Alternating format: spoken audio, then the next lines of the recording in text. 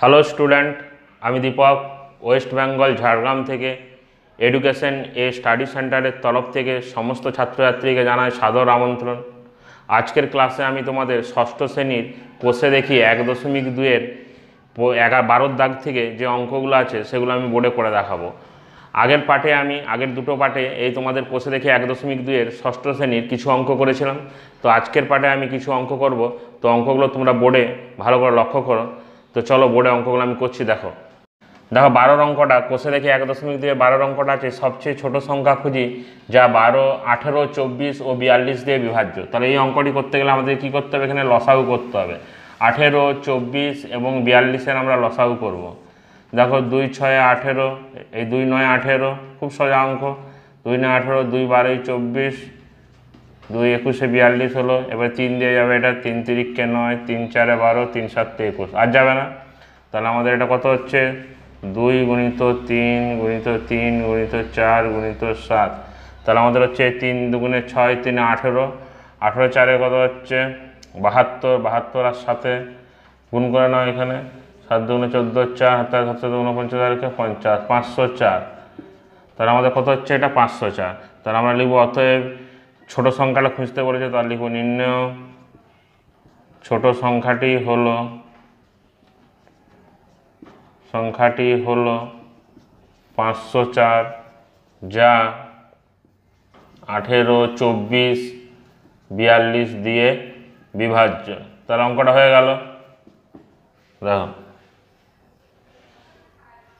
দেখো এখানে আমি কোষে দেখি 1.2-এর 13 অঙ্কটা তুলেছি। সবচেয়ে বড় সংখ্যা খুঁজি যা দিয়ে 45 ও 60কে ভাগ করলে কোনো ভাগশেষ থাকবে না। তাহলে এই অঙ্কটা করতে গেলে আমাদের কী করতে হবে? গসাগু করতে হবে। তাহলে দেখো এখানে আমরা 60কে 45 দিয়ে গসাগু করবো। এই 60 আর 45-এর আমরা যদি গসাগু করি কী পাচ্ছি? দেখো 45 একে 45, 5 এখানে 15, 45, 15 3 45। দেখো অঙ্ক হয়ে গেল। তাহলে আমাদের গসাগু হলো কত? 15। তাহলে আমাকে বলেছে সবচেয়ে বড় সংখ্যা খুঁজি, তার লিখব নির্ণয় সবচেয়ে বড় সংখ্যা 15 হয়ে গেল। দেখো এখন আমরা 14 অঙ্কটা এখানে তুলেছি। দুটি সংখ্যার লসাগু ও গসাগু যথাক্রমে 252 ও 6 সংখ্যা দুটির গুণফল হিসাব করে লিখি। তাহলে অঙ্কটা তোমরা বইও পড়ে নিতে পারবে। তোমরা কোষে দেখে 1.2-এর 14 দাগের অঙ্কটা বই থেকে পড়ে নাও, বা এখানেও দেখতে পাচ্ছ দুটি সংখ্যার লসাগু গসাগু যথাক্রমে দেওয়া আছে 252 ও 6 এবং সংখ্যা দুটির গুণফল কত আমাকে হিসাব করতে বলেছে। তাহলে আমরা এখানে একটা সূত্র জানি যে সংখ্যা দুটির গুণফল কি হয়। সংখ্যা দুটির, ভালো করে লক্ষ্য করো, সংখ্যা দুটির গুণফল সমান আমরা কি লিখি? লসাগু গুণিত গসাগু। দেখো লসাগু গুণিত গসাগু এটা আমরা জানি। তাহলে যে কোনো সংখ্যা দুটার গুণফল তাদের লসাগু এবং গসাগু এর গুণফলের সমান হয়। তাহলে আমরা সংখ্যা দুটার গুণফল যদি বের করতে চাই তাহলে লসাগু আর গসাগু দেওয়া আছে, তাদের গুণ করে দিলেই হয়ে যাবে। তাহলে 252 আর 6 এটা গুণ করবো আমরা। 6 2 12 2, হাত তাহলে 1, 6 30 31 এর 1, হাত থাকলো 3, 6 12 আর 3 15। তাহলে আমাদের সংখ্যা দুটার গুণফল কত হলো? 1 5 1 2। এই অঙ্কটা হয়ে গেল। এবার নিচের অঙ্কটা দেখো, 15 অঙ্কটা আমি এখানে লিখেছি। দুটি সংখ্যার গসাগু ও লসাগু যথাক্রমে 8 ও 280। একটি সংখ্যা 56 হলে অপর সংখ্যাটি কত হিসাব করি। দেখো তাহলে এখানে আমাদের কি বলা আছে? গসাগু বলা আছে। তাহলে যেটা যেটা বলা আছে সেটা আমরা লিখব। গসাগু সমান আমাদের 8 বলা আছে, লসাগু কত বলা আছে? 280, এবং একটি সংখ্যা বলা আছে কত? একটি সংখ্যা বলা আছে 56 বলা আছে। তাহলে এখান থেকে আমাদের অপর সংখ্যাটা বের করতে হবে। তাহলে এখানে দেখো এটা একটা সূত্র আছে অপর সংখ্যা বের করানোর, এটাই আমি লিখছি এখানে। অপর সংখ্যা সমান কি হবে? অপর সংখ্যা সমান লসাগু গুণিত গসাগু ভাজিত একটি সংখ্যা। এটা আমাদের সূত্র। তাহলে আমাদের এখানে আমরা কি লিখবো? লসাগু গুণিত গসাগু। তাহলে লসাগু আমাদের কত দেওয়া আছে? 280, গসাগু কত দেওয়া আছে? 8, এবং একটি সংখ্যা কত দেওয়া আছে? 56 লিখে নিলাম। এবার দেখো আমরা কাটাকাটি করবো। 8 7 56, এবারে 7 4 28 40। তাহলে আমাদের অপর সংখ্যাটা কত বেরোলো? 40। তাহলে অঙ্কটা খুবই সোজা। আরেকবার বলছি, ভালো করে মন দিয়ে শোনো। আমাদের এখানে গসাগু এবং লসাগু বলা আছে এবং একটি সংখ্যা বলা আছে। তাহলে অপর সংখ্যাটা আমরা কীভাবে বের করবো? তাহলে আমরা লিখে নেবো গসাগু সমান যেটা দেওয়া আছে 8, লসাগু সমান দেওয়া আছে 280 লিখে নিলাম। একটি সংখ্যা দেওয়া আছে 56, লিখে নিলাম।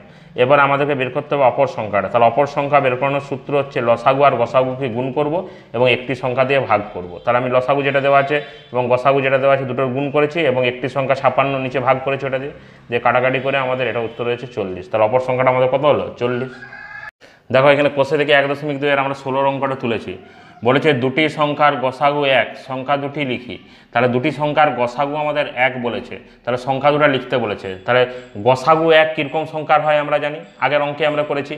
পরস্পর মৌলিক সংখ্যা যদি হয় তাহলেই গসাগু 1 হবে। তাহলে যে কোনো পরস্পর দুটা মৌলিক সংখ্যার গসাগু সবসময় 1 হয়। তাহলে আমরা এখানে যে কোনো দুটো পরস্পর মৌলিক সংখ্যা লিখলেই তাদের গসাগু 1 হবে।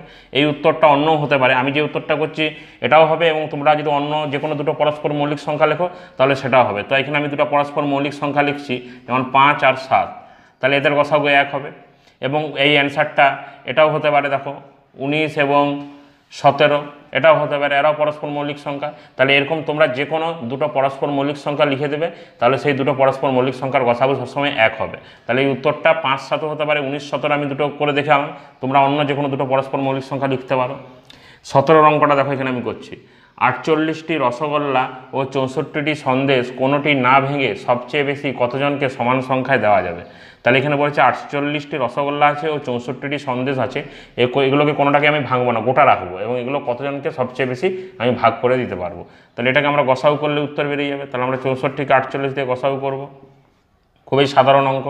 48 1 48, দেখো এটা 6 নামছে, এটা 16, এখানে 48, 16 3 48, তাহলে আমাদের গসাগু কত হলো? 16। তাহলে না ভেঙে 16 জনকে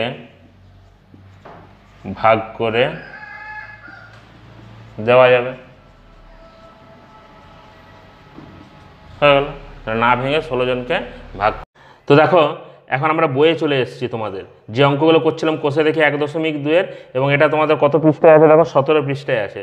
তাহলে এই যে এখানে 17 পৃষ্ঠায়, দেখো নিচে 17 পৃষ্ঠা, এই যে 17 পৃষ্ঠা, এবং এখানে দেখো তোমাদের এই যে কোষে দেখি 1.2, কোষে দেখি 1.2, এই কোষে দেখি 1.2 এর আমি অঙ্কগুলো করাচ্ছিলাম। তো আমি 17 দাগের অঙ্ক, 17 দাগ অবধি আমি বোর্ডে লিখে করাচ্ছিলাম এই 48টি রসগোল্লা। এখন দেখো এখানে আমি বইয়ে চলে এসেছি, এখন বইয়ে আমি অঙ্কটা পড়ছি। তো বইয়ে অঙ্কটা কী আছে? 18 দাগের অঙ্কটা ভালো করে দেখো। বিভাস ও তার বন্ধুরা মিলে 8 জন অথবা 10 জন করে সদস্য নিয়ে নাটকের একটি দল তৈরির কথা ভাবলো। কমপক্ষে কতজন থাকলে উভয় প্রকার দল তৈরি করতে পারবে হিসাব করে লিখি। তাহলে অঙ্কটা তোমরা নিজেরা বইও পড়ে নিতে পারবো, বা এখানে আমি অঙ্কটা দেখাচ্ছি, পড়ে নিলে তোমরা অঙ্কটা। তো অঙ্কটা আমাদেরকে লসাগু করলে অঙ্কটা হয়ে যাবে। তো চলো দেখো আমি বোর্ডে লসাগুটা করছি কীভাবে। 18 অঙ্কটা তাহলে আমি পড়লাম। এবার দেখো এখানে বোর্ডে আমি করছি অঙ্কটা।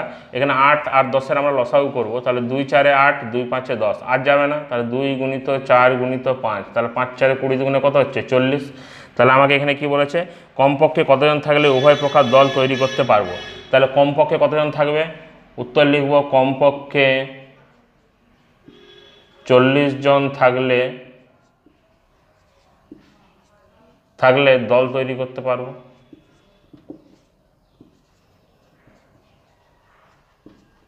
হয়ে গেল অঙ্কটা। দেখো এখন আমরা 19 অঙ্কটা করবো। যদুনাথ বৃন্দাবন্দির স্কুলের 6ষ্ঠ শ্রেণীর ছাত্রীদের স্কুলের বাগানে লাগানোর জন্য পঞ্চায়েত থেকে ফুলের চারা পাঠিয়েছে।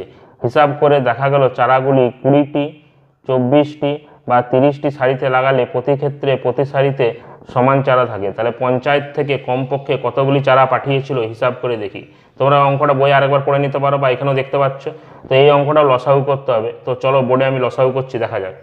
দেখো আমি 19 অঙ্কটা তাহলে পড়লাম এই মাত্র বইয়ে। তো এটা আমি লসাগু করছি 20, 24 এবং 30।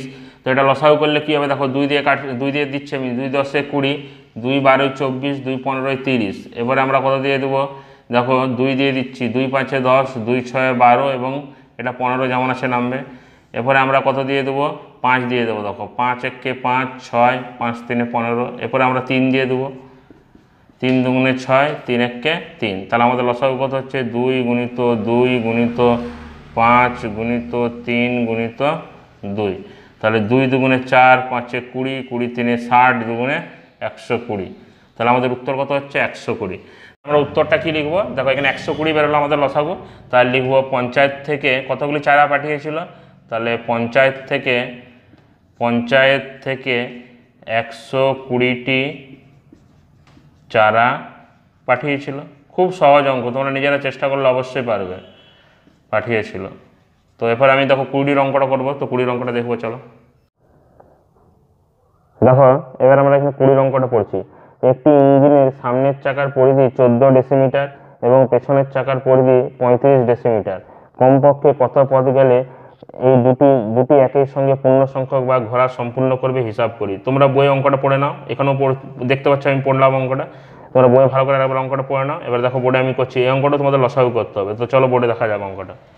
দেখো 20 অঙ্কটা আমি পড়লাম, এখানে আমি লসাগুটা এবারে করবো। দেখো তোমরা ভালো করে লক্ষ্য করো, 7 দিয়ে যাবে, 7 দুগুণে 14, 7 পাঁচে 35, তাহলে 7 গুণিত 2 গুণিত 5 সমান হবে 70 ডেসিমিটার। তাহলে আমরা উত্তর লিখবো কমপক্ষে কত পথ যাবে, তাহলে কমপক্ষে 70 ডেসিমিটার পথ যাবে। তাহলে চাকাগুলো পূর্ণ সংখ্যকবার আবর্তন করবে। তাহলে অঙ্কটা হয়ে গেল আমাদের। ছাত্ররা অঙ্কগুলো যদি ভালো লেগে থাকে তাহলে অবশ্যই চ্যানেলটিকে তোমরা সাবস্ক্রাইব করবে এবং নিজেদের বন্ধুদের মধ্যে শেয়ার করবে, এবং নিচে দেখবে একটা বেল আইকন আছে বা একটা ঘন্টার চিহ্ন আছে, সেটাকে টিপে তোমরা নোটিফিকেশানটা অন করে রাখবে। তাহলে কি করবে, পরবর্তীকালে যখন আমি পরবর্তী অঙ্কগুলো করে তোমাদের জন্য আপলোড করব ভিডিও, তোমরা সময় মতো সেগুলো পেয়ে যাবে। তো আজকের মতো এখানেই শেষ করলাম, পরবর্তী ভিডিওর জন্য অপেক্ষা করবে, পরের ক্লাসে আবার দেখা হবে।